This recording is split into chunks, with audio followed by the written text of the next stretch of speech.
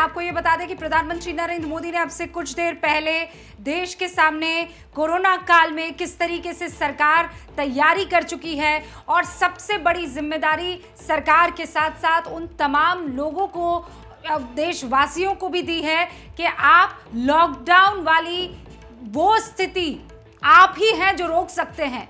Lockdown ना आने पाए इसके लिए हमें खुद पर काबू करना होगा। ये जंग हमें खुद से लड़नी होगी, आगे रहकर लड़नी होगी। बाल मित्रों का उन्होंने जिक्र किया, महिलाओं का उन्होंने जिक्र किया, वैक्सीन के बारे में उन्होंने अपनी बात रखी। 18 साल से ज़्यादा आयु के लोगों को जो वैक्सीन लगने वाली है उस आदेश के बारे में भी उन्होंने बात की। ये लगभग 25 मिनट का संबोधन देश के नाम प्रधानमंत्री नरेंद्र मोदी का क्या कुछ बदलाव लाने वाला है, इस पर हम बातचीत कर रहे हैं। डॉक्टर रवि मलिक भी हमारे साथ जुड़ चुके हैं, उनसे मैं बातचीत करूं और डॉक्टर अंशुमान से मैं बातचीत करूं। उससे पहले गौरव भाटिया, राष्ट्रीय प्रवक्ता बीजेपी के, हमारे साथ जुड़ चुके हैं।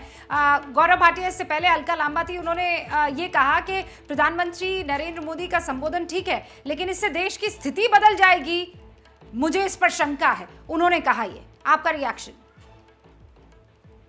रूबिका जी, जब नरेंद्र मोदी जी देश के प्रधानमंत्री होने के नाते इतनी लंबी लकीर खींच रहे हैं, वो एक तरफ डॉक्टरों की तारीफ कर रहे हैं, जिस तरह से भारत ने कोविड के खिलाफ लड़ाई लड़ी है उसकी बात कर रहे हैं। मैं उस बात को छोटा नहीं करना चाहूंगा और किसी भी राजनीतिक बयान का मैं कोई इस वक्त जो है टिप्पणी नहीं करूंगा। मैं केवल 2-3 महत्वपूर्ण बिंदु जरूर बताऊंगा। देखिए, जब श्री नरेंद्र मोदी जी ने देश को संबोधित किया तो बिल्कुल उन्होंने हौसला अफजाई करी, राजनीति से ऊपर उठ के उन्होंने ये दिखाया किस तरह से उनको हर नागरिक की चिंता है। उन्होंने ये भी दिखाया कि स्टेट्समैन जो है वो होता है जो देश का प्रधानमंत्री है, किसकी सरकार है किस प्रदेश में, इससे कोई फर्क नहीं पड़ता है। और जिस तरह से उन्होंने युवाओं से, महिलाओं से भी अपील करी है, ये दिखाता है कि वो जानते हैं कि कोविड को हम तभी परास्त कर पाएंगे जब हर नागरिक अपनी जिम्मेदारी भी समझेगा।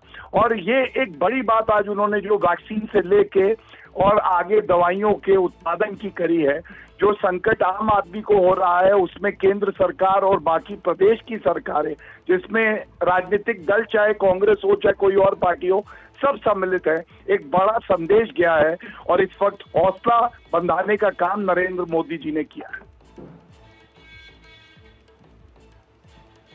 बहुत बहुत शुक्रिया गौरव भाटिया हमसे बातचीत करने के लिए। गौरव भाटिया ये बता रहे हैं कि इस वक्त राजनीतिक बयान या उसका जवाब देना उचित नहीं है। देश के प्रधानमंत्री जब आते हैं उसमें सारी पार्टियों को साथ कैसे मिलकर इस लड़ाई को लड़ना है कोरोना के खिलाफ, यही एक संदेश देने की कोशिश करते हैं। फिलहाल हमारे साथ डॉक्टर अंशुमान, डॉक्टर मलिक भी बने हुए हैं। डॉक्टर अंशुमान, आपको क्या लगता है प्रधानमंत्री नरेंद्र मोदी का ये संबोधन, उनका सारी स्थिति से इस देश को अवगत करवाना, ये इस वक्त नीड ऑफ द आवर तो था ही?